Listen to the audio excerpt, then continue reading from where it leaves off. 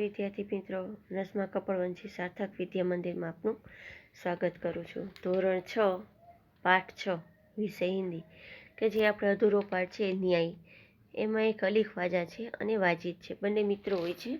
તો અલી ખ્વાજા આપણે શરૂઆત કરી લીધી હતી પાર્ટ 1માં કે અલી ખ્વાજા જ્યારે જાત્રા કરવા જતો હોય છે ત્યારે એના મિત્ર વાજીદના ઘરે એક તેલનો ઘડો રાખીને જાય છે અને એની અંદર સોનાના સિક્કા એને રાખીને જતો હોય છે। જ્યારે જાત્રા કરીને પાછો આવે છે ત્યારે શું થાય છે, એને તેલ તો મળે છે પણ સોનાના સિક્કા અંદર મળતા નથી।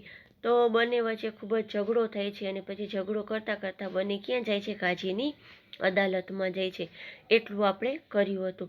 તો ચાલો આપણે હવે આગળ પાઠની શરૂઆત કરીશું। ન્યાય પાઠ 6 અને પાર્ટ બીજો કે જે આપણને એરો કરેલો છે, ત્યાંથી આપણે પાઠની શરૂઆત કરવા જઈ રહ્યા છીએ। तो ख्वाजा ने काजी की अदालत में अपनी बात रखी, परंतु पक्के सबूतों के अभाव में उसे वहाँ से निराश लौटना पड़ा। तो કે ખાજા છે એ કાજીની અદાલતમાં પોતાની વાત રજૂ કરે છે, પરંતુ કે છે એને કંઈ પાકો સબૂત ન મળ્યું એના હિસાબે શું તેને ત્યાંથી પાછું નિરાશ ફરવું પડે છે। तब उसने बगदाद के खलीफा के यहाँ अपील की। खलीफा એટલે રાજા, કે બગદાદના રાજાને ત્યાં શું કરે છે, એ અપીલ કરે છે, અરજી કરે છે અને ન્યાય માંગા, અને શું આપે છે, ન્યાય માંગે છે। खलीफा ने उसकी अपील स्वीकार कर ली। खलीफा પછી છે એની અપીલ છે એ સ્વીકાર કરી લે છે। खलीफा ने सारे मामले पर विचार करने के लिए कुछ समय चाहा। પછી ખલીફા છે એને કંઈક ન્યાય કરવો હોય તો તાત્કાલિક નિર્ણય તો ન લઈ શકે, એટલા માટે એ વિચાર કરવા માટે થઈ અને થોડો સમય માંગે છે। એક સપ્તાહ બાદ કા સમય સુનવાઈ કે લીએ દિયા ગયા। એને એક અઠવાડિયાનો સમય છે એ સુનવાઈ માટે આપ્યો કે તું તને એક અઠવાડિયાનો સમય મને આપ, પછી હું છે તને સુનાવણી કરી આપીશ। ખ્વાજા ઓર વાજીદ કા કિસ્સા પ્રખ્યાત હો ગયા था। ખ્વાજા અને વાજીદનો કિસ્સો હવે ખૂબ જ આખા શહેરની અંદર પ્રખ્યાત થઈ ગયો હતો। खलीफा एक दिन अपना भेष बदल कर शहर में घूम रहे थे। तो કે ખલીફા છે એક દિવસ પોતાનો વેશ બદલી અને શહેરમાં ફરી રહ્યા હતા। तभी उन्होंने कुछ लड़कों को न्यायालय का खेल खेलते हुए देखा। ત્યારે કે છે તેમણે કેટલાક છોકરાઓને ન્યાયાલયની રમત રમતા જોયા। ન્યાયાલય એટલે અદાલતની રમત રમતા જોયા। वह छिपकर उनका खेल देखने लगे। તો કે તે છુપાઈ અને કે છે તેમનો ખેલ જોવા લાગ્યા। उन्हें लगा कि जो लड़का न्यायाधीश बना है बड़ा समझदार है। કે રાજાને લાગ્યું કે જે છોકરો ન્યાયાધીશ બન્યો છે ને તે ખૂબ જ સમજદાર છે। वह जिस तरह न्याय कर रहा है बिल्कुल ठीक है। કે જેવી રીતે ન્યાય કરી રહ્યો છે ને એ એકદમ સાચો ન્યાય કરી રહ્યો છે। इसलिए उन्होंने उस लड़के को अपने पास बुलाया और उसका नाम पूछा। એટલા માટે એ છોકરાને પોતાની પાસે બોલાવે છે અને એનું નામ પૂછે છે। લડકે ને કહા મેરા નામ હસન હૈ। એ છોકરો જવાબ આપે છે કે મારું નામ હસન છે। खलीफा ने कहा मैंने तुम्हारा खेल देखा। પછી રાજા છે એ છોકરાને પૂછે છે કે મેં તારી રમત જોઈ, તું બહુ જ સમજદાર હો, તું ખૂબ જ હોશિયાર અને સમજુ છો। કલ હમારે દરબાર મેં આના।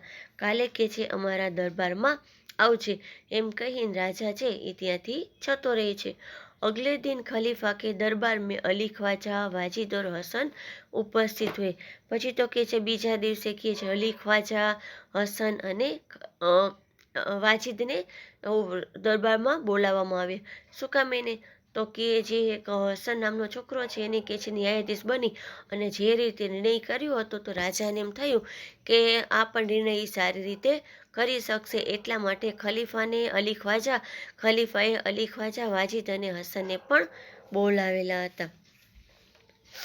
ત્યારે खलीफा ने हसन ने कहा कि तुम इन दोनों के झगड़े का किस्सा सुनो और बताओ कि इनमें से कौन सच बोल रहा है। પછી રાજા છે એ હસનને કહે છે કે તું આ બંનેના ઝઘડાની વાત સાંભળ અને કહે કે આમાંથી કોણ સાચું બોલે છે અને કોણ ખોટું બોલી રહ્યું છે।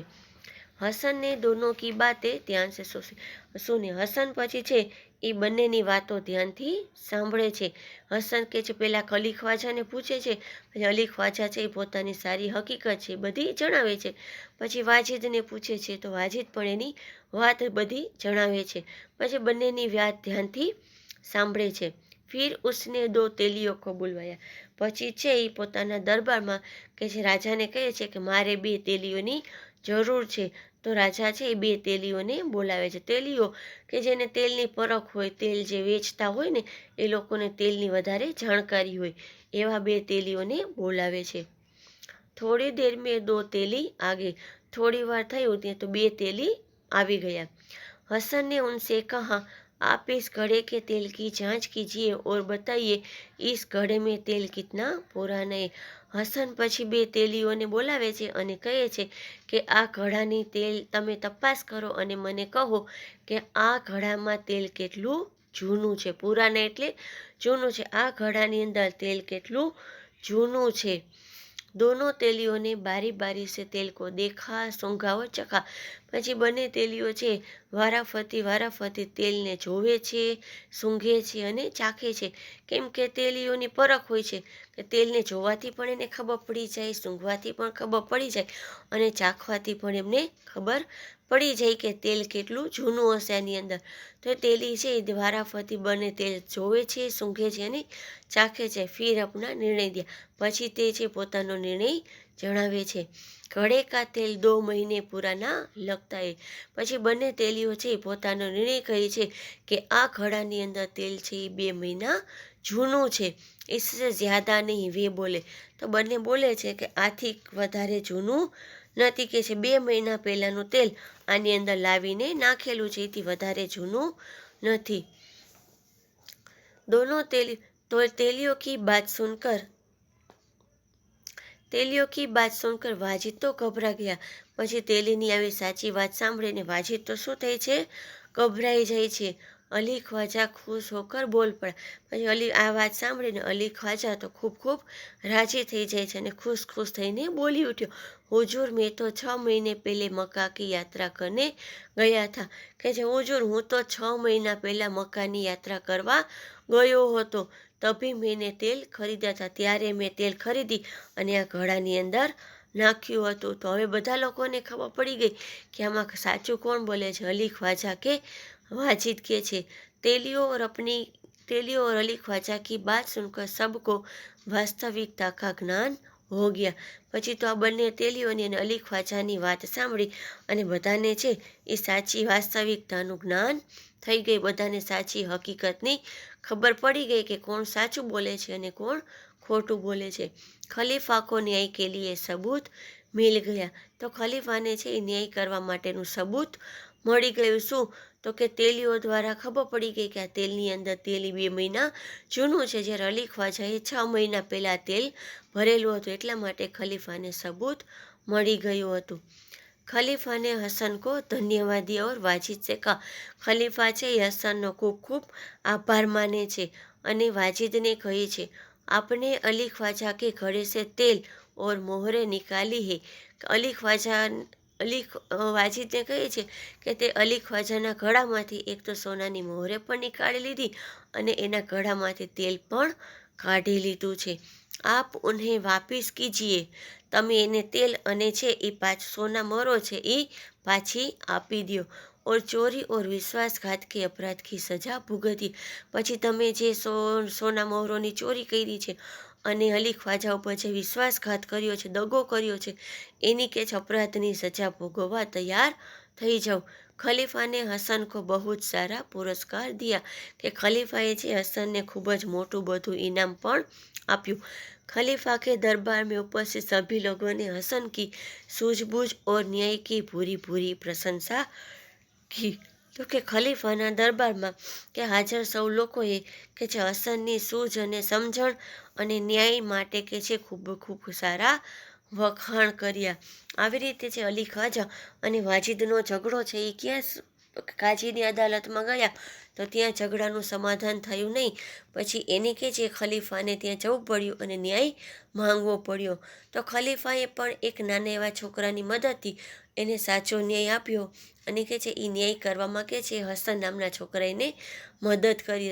ધારે તો રાજા પણ ન્યાય કરી શકતા હતા, પણ આ તો છોકરાને જોઈ એને એની સમજણના લીધે કે છે આ ન્યાય કરવામાં રાજાને હસને ખૂબ ખૂબ મદદ કરી હતી. આવી રીતે કે છે અલી ખ્વાજાને ન્યાય મળ્યો અને અપરાધીને સજા કરવામાં આવી.